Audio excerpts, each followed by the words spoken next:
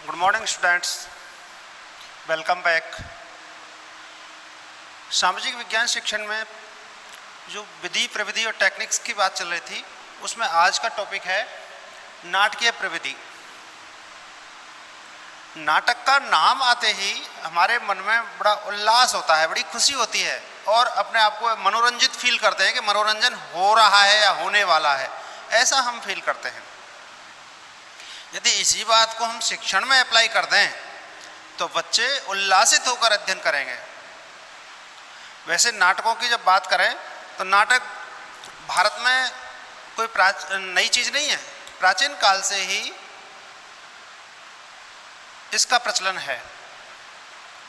लेकिन इसका जो उद्देश्य था अब तक, वो सिर्फ लोगों को मनोरंजन कराना था, सामाजिक सौहार्द बनाना था, या हमारे जो महापुरुष हुए हैं उनके कृतित्व और व्यक्तित्व को बताना था, ताकि हमारे बालकों में, ताकि हमारी पीढ़ी, नई जो पीढ़ी आने वाली है, उनमें सामाजिकता के गुण विकसित हों, अपने देश और राज्य के प्रति भाव विकसित हों, सद नागरिकता के गुण विकसित हों, परोपकार का भाव पैदा हो।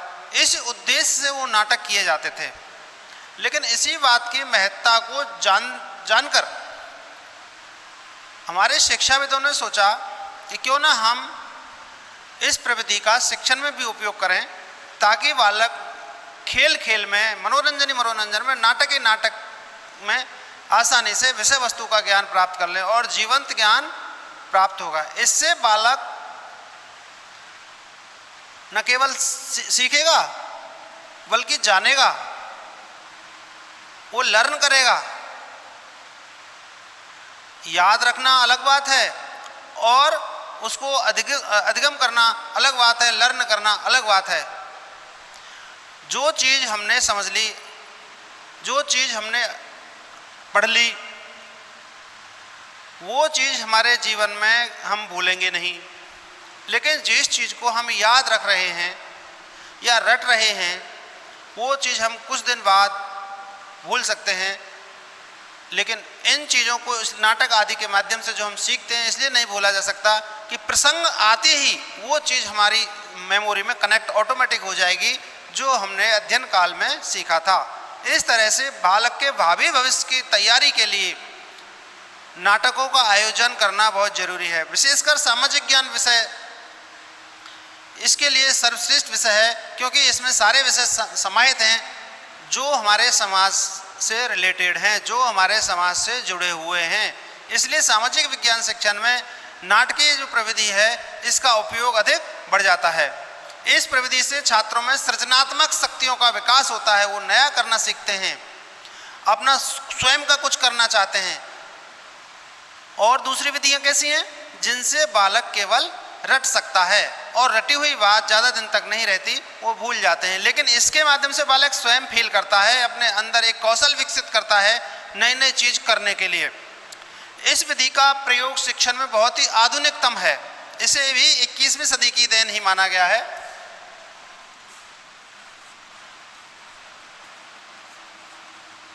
इक्कीसवीं सदी की देन।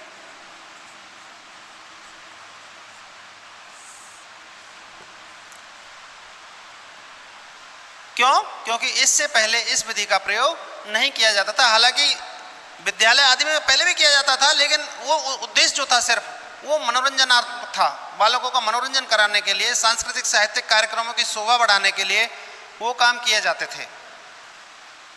लेकिन 21वीं सदी से इससे दोनों काम हो रहे हैं। बालकों का मनोरंजन भी हो रहा है, बालकों में सृजनात्मक शक्तियों का विकास भी हो रहा है। जो श्रोता हैं, दर्शक हैं, वो इससे उस चीज़ को समझ रहे हैं जो पात्र उनके सामने प्रस्तुत कर रहे हैं। तो इस तरह से इसके माध्यम से जैसे भ्रमण से हमें एक जीवंत ज्ञान मिलता है, उसी प्रकार से नाटकीय प्रविधि के माध्यम से भी हमें जीवंत ज्ञान प्राप्त होता है, जो स्थायी होता है, उसे हम कभी नहीं भूल सकते। सामाजिक ज्ञान शिक्षण में इस प्रविधि के बहुत अवसर हैं, यानी इस प्रविधि के माध्यम से हम बहुत सारी चीज़ों को पढ़ा सकते हैं। जैसे मान लीजिए आप हिस्ट्री पढ़ा रहे हैं,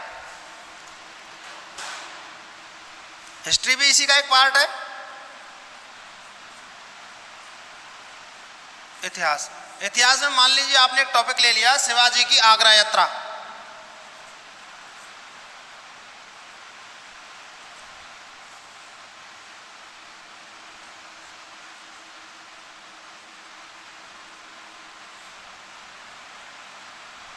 अब ये एक ऐसा टॉपिक है जो हमारे बालकों में हमारे पूर्वजों ने, हमारे महापुरुषों ने क्या क्या हम लोगों के लिए किया, वो इन टॉपिक्स के माध्यम से बालकों को हम समझा सकते हैं।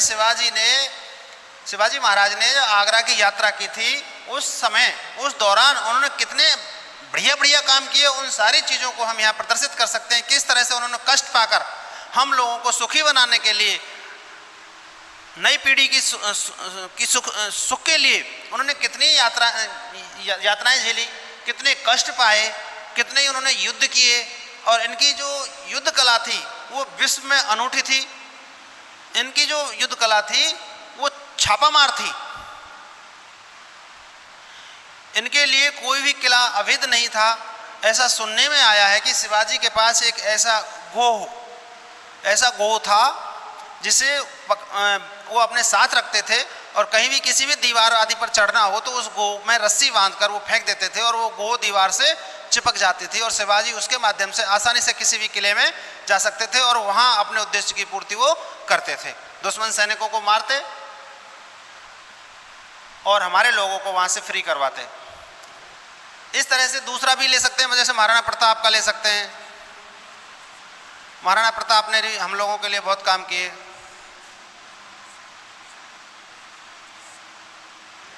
और भी आगे चलें तो अर्जुन का ले सकते हैं,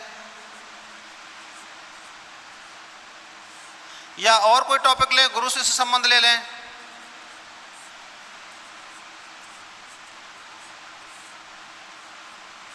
गुरु शिष्य संबंध,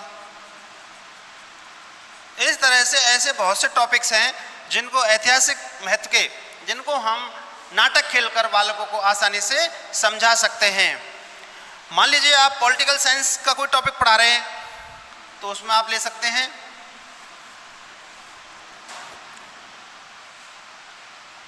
कानून निर्माण प्रक्रिया,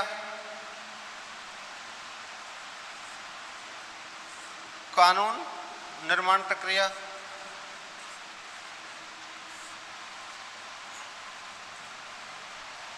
कोई दूसरा लेना चाहें और संसद की बैठक,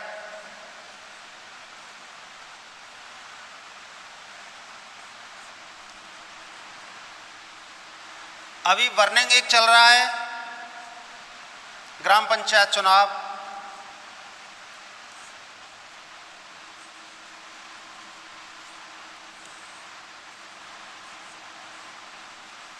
इस तरह से जो हमारी समाज से रिलेटेड जुड़ी हुई जो चीज़ें हैं, चाहे सब्जेक्ट कोई सा हो, चाहे पॉलिटिकल साइंस हो, चाहे हिस्ट्री हो, चाहे सोशियोलॉजी हो, चाहे इकोनॉमिक्स हो, चाहे ज्योग्राफी हो, लेकिन जो सब्जेक्ट जो हमारे समाज से जुड़े हुए हैं, हम लोगों से जुड़े हुए हैं, हमारे बालकों से जुड़े हुए हैं, उन चीज़ों को हम इस प्रविधि के माध्यम से आसानी से पढ़ा सकते हैं और बालक आसानी से उसे समझ सकते हैं।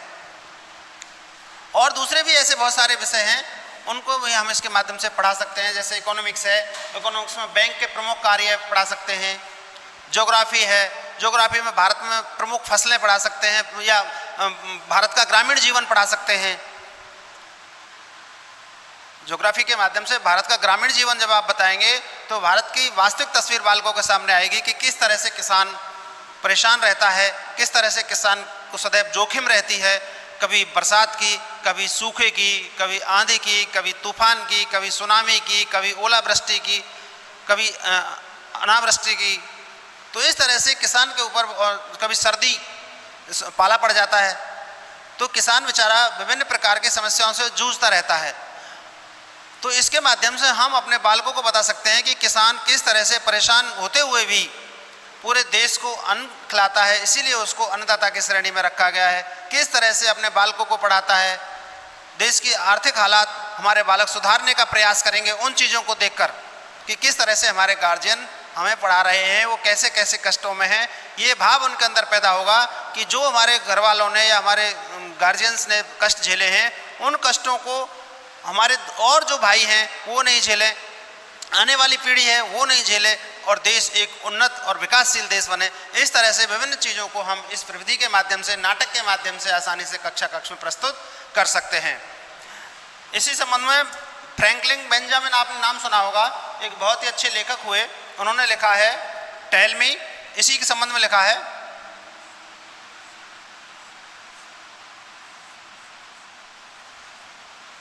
Tell me and I forget.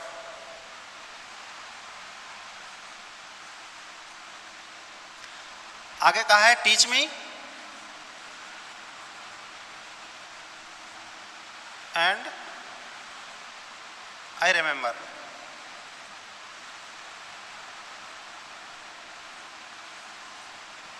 और अब नाटक के बारे में कहा है इन्वॉल्व मी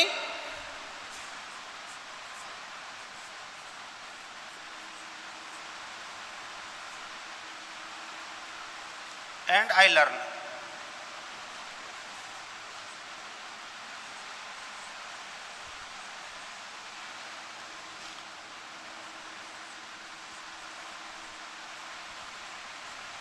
बेंजामिन फ्रैंकलिन।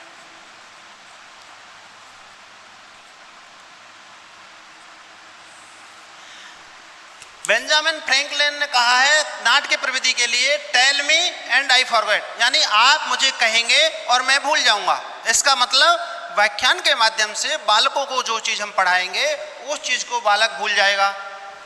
आगे कहता है टीच मी, आप मुझे पढ़ाएंगे, आई रिमेंबर, मैं याद रखूंगा।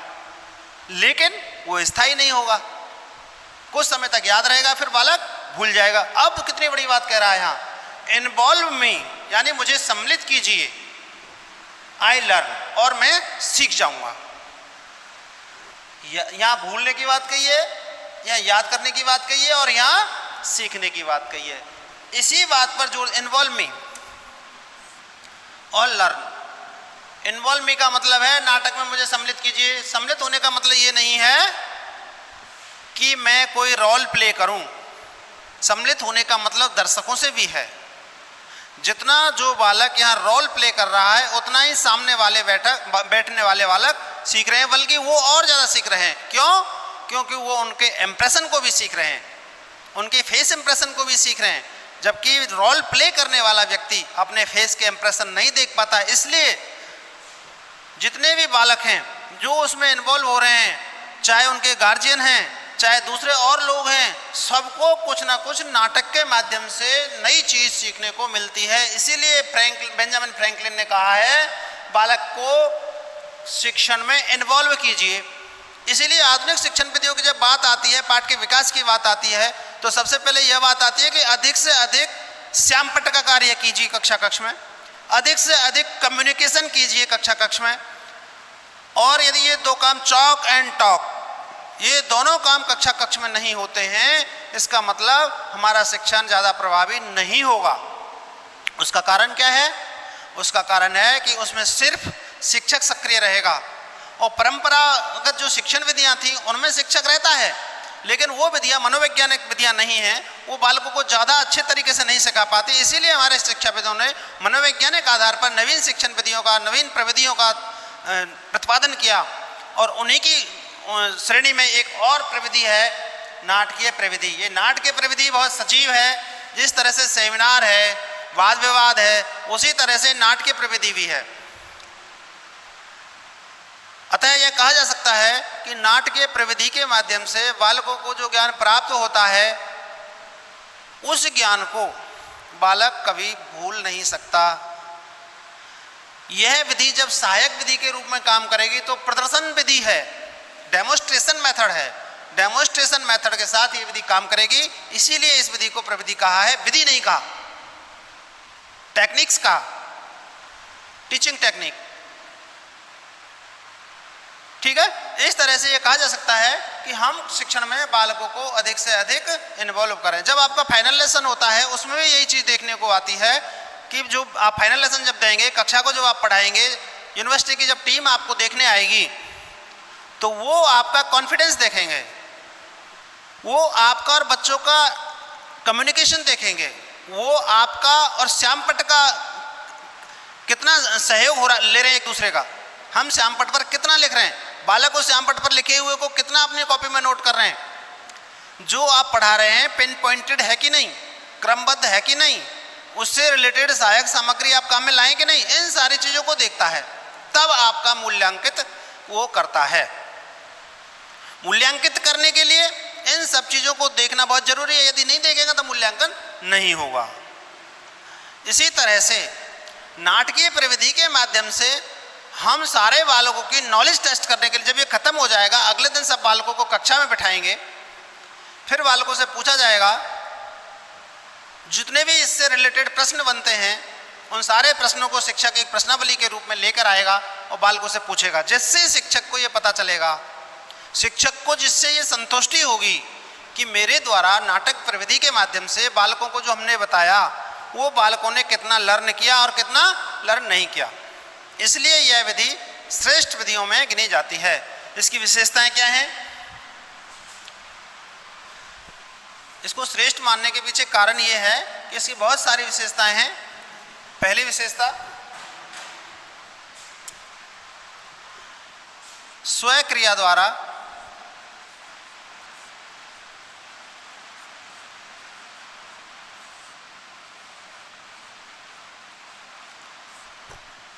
सीखने का अवसर।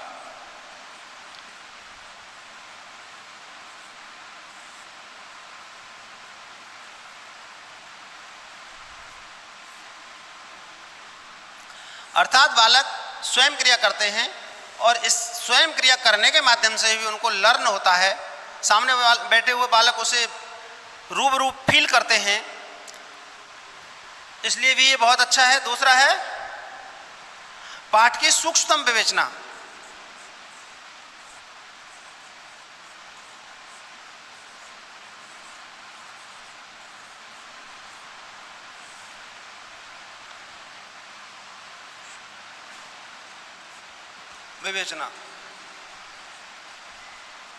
अर्थात जो टॉपिक हमने इसके माध्यम से पढ़ाने के लिए लिया है उसको हर पहलू से देखने का इसमें अवसर मिलता है।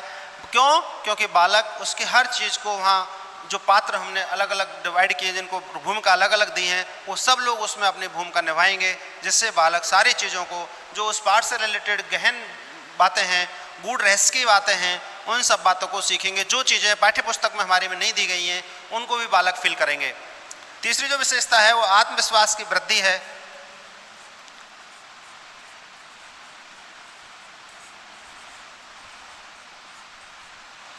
आत्मविश्वास में वृद्धि, इसके माध्यम से बात आती है कि आत्मविश्वास कैसे बढ़ता है। बालक में, कक्षा में जो बालक हैं उनमें अधिकांश बालक संकोची स्वभाव के होते हैं, जो शिक्षक के सामने बोलने में संकोच करते हैं अथवा डर की वजह से नहीं बोलते कि कहीं डांट ना पड़ जाए। सबसे पहले यह शिक्षक का दायित्व बनता है कि कक्षा का वातावरण प्रजातांत्रिक रखे, जिससे बालक आसानी से सीख सकें। नाटकीय प्रविधि में यही किया जाता है। बालकों को भूमिका दे दी जाती है कि आपको ये पात्र बनना है, आपको ये पात्र बनना है और ये रोल प्ले करना है, और शिक्षक उससे अलग हट जाता है। अब यहाँ रोल प्ले करने वाले और रोल देखने वाले दो लोग बीच में बच गए। दोनों लोगों के बीच में जब रोल प्ले कर रहे हैं, उन लोगों में कुछ बच्चे ऐसे भी थे जो संकोची स्वभाव के थे, तो उस रोल प्ले करने के कारण उनके अंदर जो संकोची भाव था वो निकल गया और उनके अंदर आत्मविश्वास बढ़ गया। दूसरा, परीक्षा रिलेटेड बात करते हैं। जब परीक्षा की बात आती है तो ऑटोमेटिकली हम लोगों को ऐसा भैसा बन जाता है कि अरे क्या होगा। जब आप लोगों को टेस्ट के लिए कहते हैं कि भाई टेस्ट होने वाला है, तो आप ऑफिस में आके लाइन लगाना प्रारंभ कर देते हैं। अरे साहब हमें 2 दिन का टाइम दे दो, अरे साहब हमें 3 दिन का टाइम दे दो, अरे साहब अगले संडे को ले लेना, अरे साहब 15 तारीख को ले लेना। क्यों? क्योंकि वो परीक्षा का भय ऐसा है।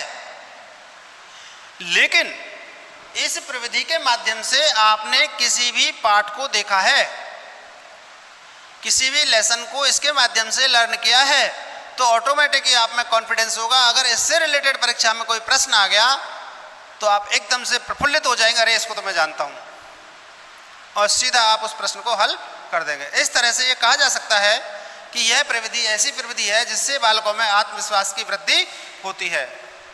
अभिव्यंजन शक्ति का विकास,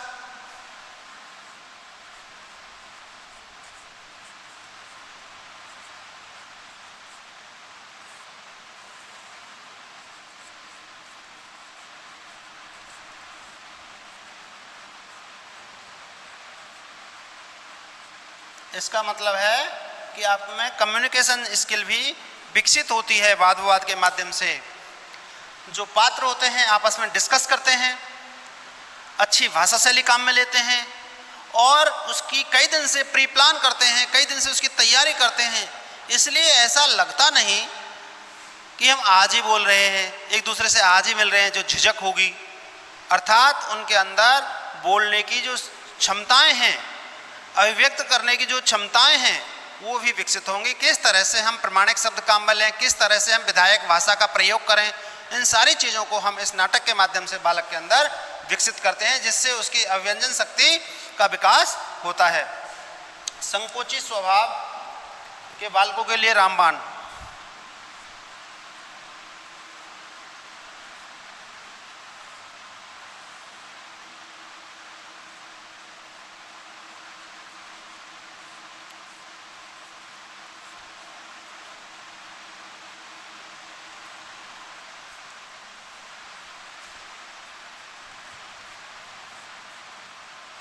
यानी उनके अंदर जो संकोच बालकों के अंदर छुपा हुआ है, उस संकोच को यह प्रविधि दूर करती है। इसीलिए संकोची स्वभाव वाले बालकों के लिए इसे रामबाण की श्रेणी में रखा गया है। व्यक्तिगत समस्याओं के समाधान हेतु तैयारी।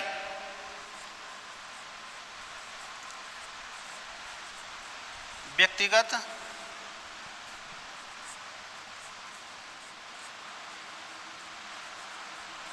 समस्याओं के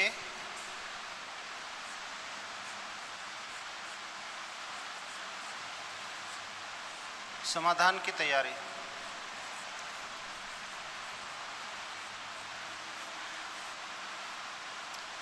हम सब सामाजिक प्राणी हैं, समाज में किसी न किसी समस्या से जूझते रहते हैं, चाहे छोटा बालक है, चाहे बुजुर्ग आदमी है या युवा है, प्रौढ़ है, सबके सामने कोई न कोई समस्या निश्चित रूप से आती रहती है। ऐसा कोई व्यक्ति नहीं है पूरी पृथ्वी पर जो किसी समस्या से ग्रसित नहीं हो, जो पूर्णतः सुखी हो। किसी को पढ़ने की टेंशन, किसी को कमाने की टेंशन, किसी को खाने की टेंशन, किसी को अपने बिजनेस की टेंशन, किसी को अपनी नौकरी की टेंशन। विभिन्न प्रकार की समस्याओं से कहीं ना कहीं हम जुड़े रहते हैं। उन समस्याओं से बालक रूबरू होता है, तब वो उस समस्या को कनेक्ट करता है अपने मस्तिष्क में। जो नाटक प्रविधि के माध्यम से उसने कक्षा में रोल प्ले किया था और वहाँ उस समस्या का समाधान कैसे किया, उसी प्रकार से यहाँ उस समस्या के समाधान के लिए वो बिल्कुल तैयार रहता है। इसलिए जैसा मैं अभी आपको बता रहा था कि हम किसी भी पाठ को, चाहे वो किसी भी विषय का हो, इस विधि के माध्यम से हम पढ़ा सकते हैं। जैसे मैंने आपको चुनाव की बात बताई, मैंने आपको ज्योग्राफी की बात बताई, ग्रामीण लोगों के जीवन की, मैंने आपको हिस्ट्री की बात बताई, शिवाजी जी महाराज के जीवन की। जरूरी नहीं है कि शिवाजी महाराज का जीवन उस काल में हुआ उससे हमें कोई लेना देना नहीं। अरे उनके जीवन चरित्र से हमें बहुत सारी प्रेरणाएं मिल रही हैं, उनको हम अपने जीवन में डाल रहे हैं और जीवन में डालने से जो सामने हमारी समस्या आएंगी, उन समस्याओं का निदान हम उनके माध्यम से कर सकते हैं। जैसे आत्मविश्वास, वो बहुत आत्मविश्वासी थे, अति आत्मविश्वासी, बहुत तीक्ष्ण बुद्धि, वो दुश्मन को आइडिया से ही भांप लेते थे कि दुश्मन की योजना क्या है। उसी तरह से जब बालक पूरी तरह ट्रेंड हो जाता है, उसका मस्तिष्क विकसित हो जाता है, तो ऑटोमेटिकली अंदाजा लगा लेता है कि भावी भविष्य में मुझे कौन कौन सी समस्याएं आने वाली हैं। इस तरह से इन प्रविधियों के माध्यम से, जिनमें विशेषकर नाटक प्रविधि, बालक व्यक्तिगत जीवन की भावी समस्याएं जो आती हैं उनके समाधान के लिए पहले से तैयार हो जाता है और अपनी समस्या को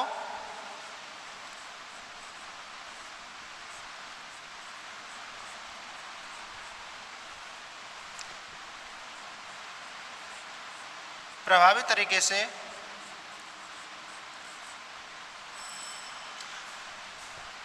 प्रभावी व पुरजोर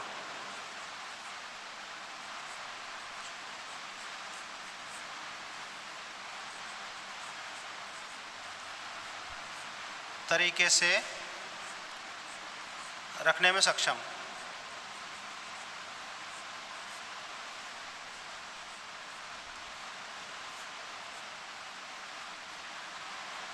अर्थात इस प्रविधि के माध्यम से बालक इतना ट्रेंड हो जाता है, उसके अंदर से संकोची स्वभाव निकल जाता है, बात करने का तरीका उसमें आता है और कोई भी समस्या है, हमारे समाज की है, हमारे विद्यालय की है, हमारे जीवन की है, हमारी नौकरी पेशे से रिलेटेड है, हमारे करियर से रिलेटेड है, उन सारी समस्याओं को प्रभावी तरीके से सामने वाले के सामने रख सकता है। जो उन समस्याओं के समाधान के लिए सक्षम है उसके सामने, वो हमारा कलेक्टर हो सकता है, वो हमारा ग्राम पंचायत का सचिव हो सकता है, वो हमारा संस्था प्रधान हो सकता है, वो हमारा कक्ष का अध्यापक हो सकता है।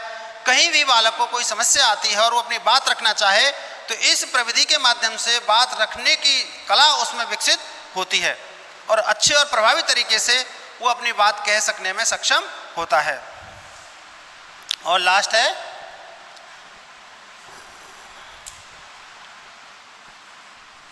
सहयोग की भावना।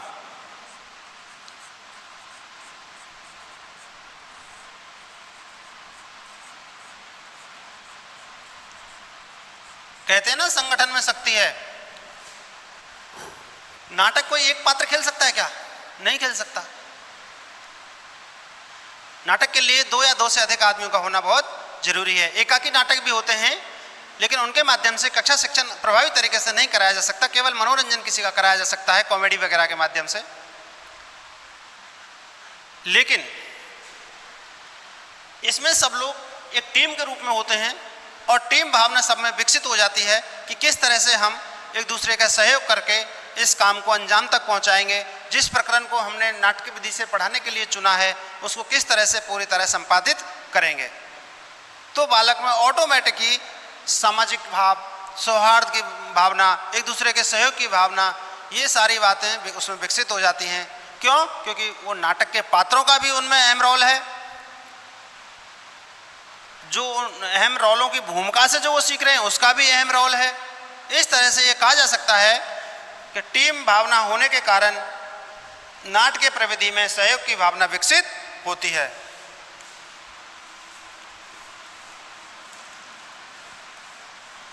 यह प्रविधि एक ऐसी प्रविधि है, इसे न केवल बच्चे, वयस्क या बुढ़े, सभी लोग नाटक के नाम से एकदम से प्रफुल्लित हो जाते हैं। क्यों? क्योंकि उनको मनोरंजन की एक जिज्ञासा ऑटोमेटिक हो जाती है। अरे चलो आज तो नाटक है, नाटक देख के आते हैं। आप लोगों ने देखा होगा टीवी पर बहुत सारे धारावाहिक आते हैं। उन धारावाहिक में से कुछ चुनिंदा धारावाहिकों को आप लोग देखते हैं, सबको क्यों नहीं देखते? क्यों? क्योंकि आपकी रुचि के अनुसार, आपकी आवश्यकता के अनुसार आप वही नाटक देखेंगे जिस नाटक में आपको इंटरेस्ट है। नाटकीय प्रविधि भी ऐसी ही एक प्रविधि है जिसके माध्यम से विभिन्न प्रकार की चीज़ें हमें लर्न करने को मिलती हैं। अब बात आती है कि इसके आयोजन में हमें कुछ बातें ध्यान देनी होती हैं।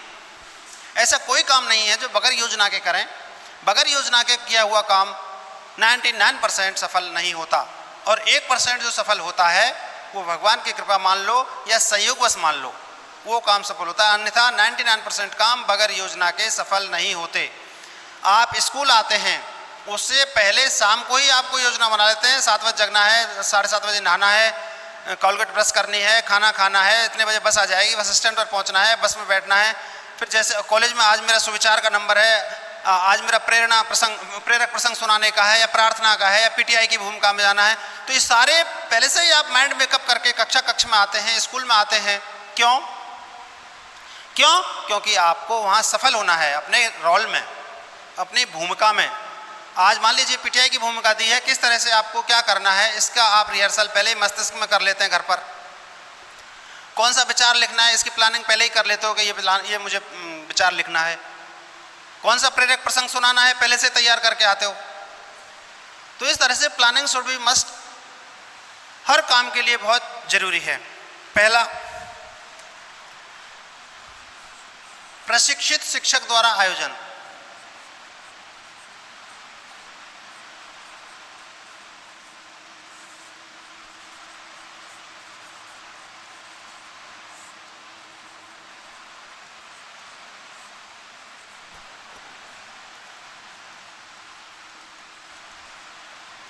कई बार ये देखने में आया है कि कोई भी शिक्षक किसी भी नाटक की तैयारी करवाना आरंभ करवा देते हैं।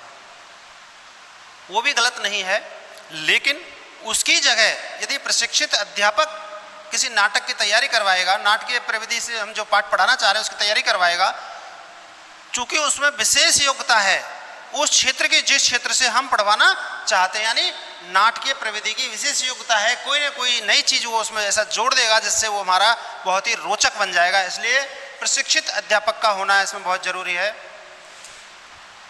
दूसरा, सामाजिक व व्यक्तिगत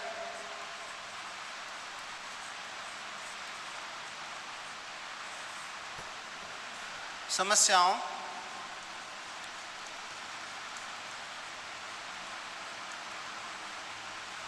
से अवगत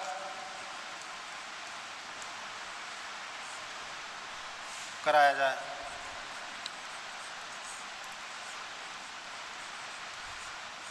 यानी जो भी नाटक खेला जा रहा है वो ऐसा प्रेरणा देने वाला होना चाहिए जो हमारी सामाजिक और व्यक्तिगत समस्याओं पर आधारित हो, ताकि हम उस समस्या को सॉल्व करने के लिए भावी जीवन के लिए तैयार पहले से ही हो जाएं। तीसरा है प्रकरण की पूर्व जानकारी।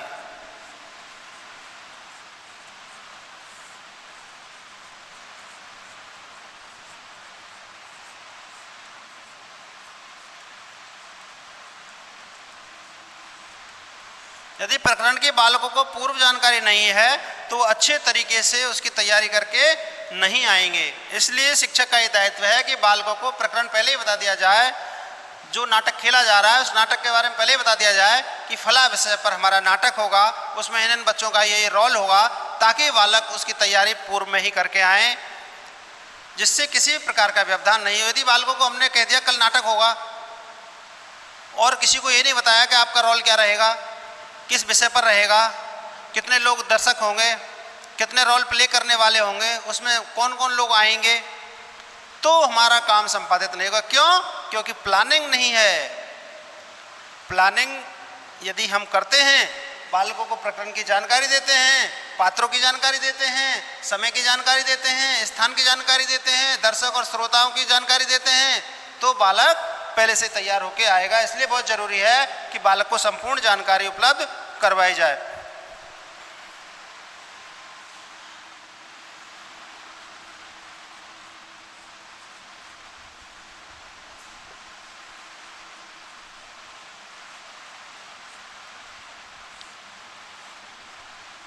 प्रकरण बालकों के जीवन से जुड़ा हो।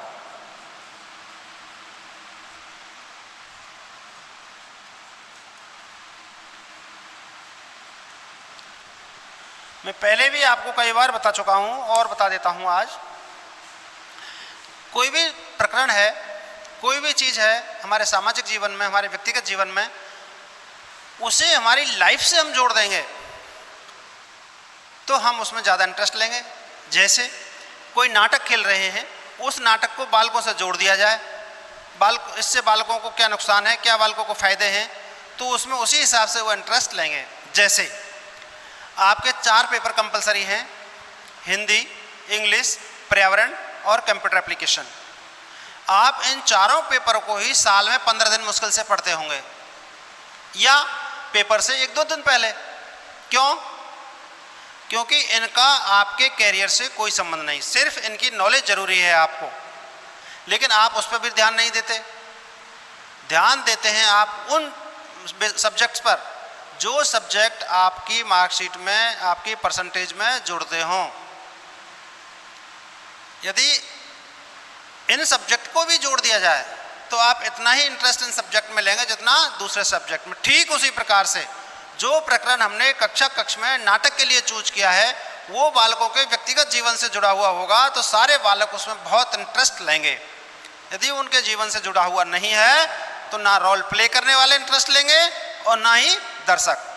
इसलिए हमें चाहिए कि हमें जो भी टॉपिक चुने, जो भी प्रकरण चुने, वो बालकों के जीवन से जुड़ा हो। जरूरी नहीं कि वो पाठ्यक्रम का ही हो।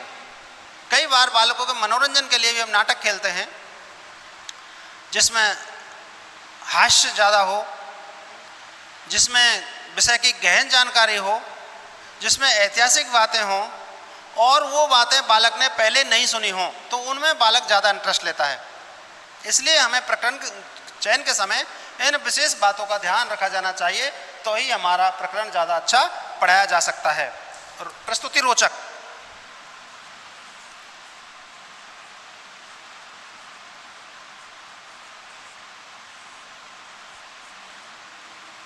यदि नाटक की प्रस्तुति रोचक है तो दर्शक अंतिम समय तक बैठे रहेंगे, और यदि प्रस्तुति अच्छी नहीं है तो दर्शक बीच बीच में उठकर चले जाएंगे, जिससे उनको पूरा ज्ञान प्राप्त नहीं होगा। इसलिए शिक्षक को चाहिए कि जो भी विषय, जो भी टॉपिक हम इसके लिए इस प्रविधि के माध्यम से पढ़ाने के लिए चूज करें, उसका डेमो या प्री प्रेजेंटेशन एक दिन पहले वो कक्ष में देख लें, ताकि किसी भी प्रकार की समस्या होने पर उनको आसानी से सुधारा जा सके। जब हम डेमो नहीं लेंगे या हम प्री प्रेजेंटेशन उनका नहीं देखेंगे तो हम उनकी गलतियों को मंच पर नहीं सुधार सकते, इसलिए उसमें व्यवधान पैदा होने की आशंका रहती है। इसलिए शिक्षक को चाहिए कि एक दिन पहले ही उसको देख लें। अब इतने सारे गुण होते हुए, इतने सारे सावधानियों को ध्यान में रखते हुए हम जब इसका प्रेजेंटेशन करेंगे तो निश्चित रूप से बहुत ही अच्छा होगा। लेकिन इसमें कुछ दोष भी हैं, कुछ बुराई भी हैं। वो क्या है? जैसे पहला, खर्चीली प्रविधि।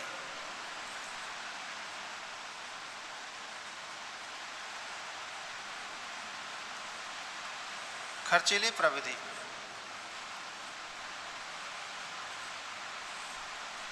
खर्चीली तीनों दृष्टि से, समय की दृष्टि से, श्रम की दृष्टि से और धन की दृष्टि से।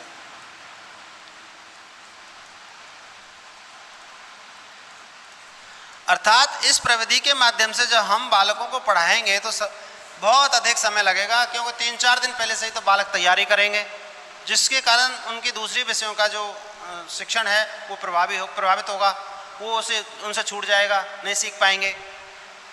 बालकों को मेहनत बहुत करनी पड़ती है, शिक्षक को मेहनत बहुत करनी पड़ती है, जो उनका गाइड है, जो विषय का ज्ञाता है या इस कला में जो निपुण है उसको। और तीसरा, उनके वस्त्र आदि, पब्लिक एड्रेस सिस्टम आदि और दूसरी व्यवस्थाएं, टेंट वगैरह, लाइटिंग वगैरह, उन सब में बहुत अधिक धन खर्च होता है, जो विद्यालय में इतना बजट नहीं होता। इसलिए भी यह विधि उपयुक्त विधि की श्रेणी में नहीं है। प्रशिक्षित अध्यापक का अभाव,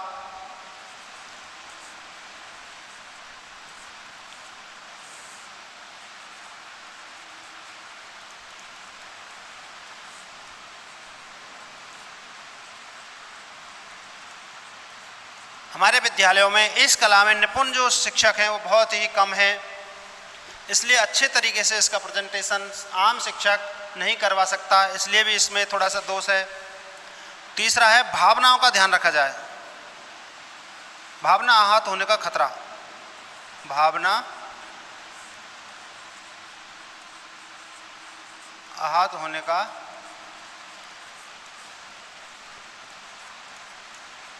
खतरा। मान लीजिए हमने कोई टॉपिक ले लिया किसी राजा महाराजा के टाइम का, उससे कोई धर्म विशेष, जाति विशेष जुड़ी हुई है और उसका रोल वहाँ मान लीजिए खलनायक के रूप में रहा है, और उसको हम प्रेजेंट करेंगे तो हमारे बालकों के मानसिकता एकदम से खराब हो जाएगी। क्यों? क्योंकि हम लोगों के मस्तिष्क में जातिवाद, धर्मवाद, क्षेत्रीयता कूट कूट कर भरी है। अब जो एक नई पीढ़ी आ रही है, नया युवा वर्ग आ रहा है, हालांकि उसमें ये दूर होती जा रही है सारी चीज़ें। शिक्षा का इसमें बहुत बड़ा योगदान है, शिक्षा ने उसको दूर करने का प्रयास किया है, लेकिन फिर भी बहुत छोटी मानसिकता वाले लोग मिल जाएंगे आपको, जो उस नाटक की आलोचना करना प्रारंभ कर देंगे, अथवा अपने मन में ही ऐसे पूर्वाग्रह बना लेंगे कि ये व्यक्ति ऐसी मानसिकता का है। मान लीजिए कोई हिंदू मुस्लिम का है तो कोई हिंदू को बुरा मानेगा, कोई मुसलमान को बुरा मानेगा, कोई जाति से रिलेटेड है तो वो किसी जाति को बुरा मानेगा, वो दूसरी जाति को बुरा मानेगा। इस तरह से उसमें बालकों में बाद में कटाक्ष भी होंगे। तो ऐसे काम नहीं हों, इसलिए जो भी नाटक खेले जाएं वो महापुरुषों से रिलेटेड ही हों, वो व्यक्तिगत हित के ही हों। चाहे किसी भी धर्म का आदमी है, किसी भी जाति का आदमी है, किसी भी संप्रदाय का आदमी है, वो उसके व्यक्तिगत जीवन से जुड़ा हो, वो उसके सामाजिक जीवन से जुड़ा हो, ऐसा टॉपिक हमें चुनना चाहिए। और लास्ट एक दोष और क्या है इसमें, अधिगम कम,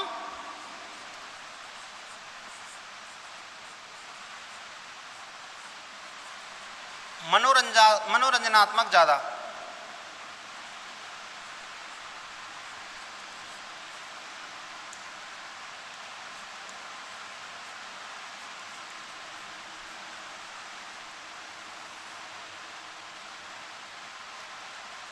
यानी बालक उसको मनोरंजन के रूप में देखेगा, ना कि इस रूप में कि मुझे कुछ सिखाया जा रहा है। लेकिन अनजाने में इस विधि के माध्यम से बालक सीख जाता है कि मुझे ये कोई नहीं कहता कि आपको पढ़ाना है इसके माध्यम से, बल्कि ये नाटक खेला जाना है और उससे बालक लर्न कर लेते हैं। लेकिन ये जो भाव है अधिगम का, ये बालकों में नहीं होता और मनोरंजनात्मक भाव उसमें ज़्यादा होता है। इन सब कमियों को होने के बावजूद भी यह एक जीवंत प्रविधि है, बालक को जीवंत ज्ञान प्रदान करती है, बालक उसे जीवन भर नहीं भूल सकता। इसलिए ये कहा जा सकता है कि नाटकीय प्रविधि शिक्षण की सभी प्रविधियों में सर्वश्रेष्ठ प्रविधि है और यथासंभव इसका प्रयोग शिक्षक को करना चाहिए और हर शिक्षक को इसका प्रयोग आना चाहिए। इसी के साथ ये चैप्टर समाप्त हुआ। धन्यवाद।